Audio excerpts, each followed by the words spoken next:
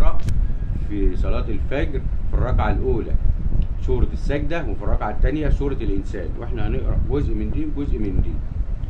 سورة السجدة: أعوذ بالله من الشيطان الرجيم.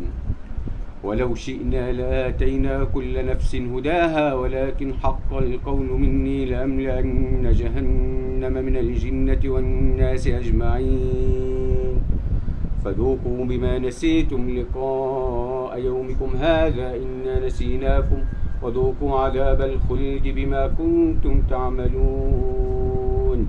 إنما يؤمن بآياتنا الذين إذا ذكروا بها خروا سجدا وسبحوا بحمد ربهم وهم لا يستكبرون.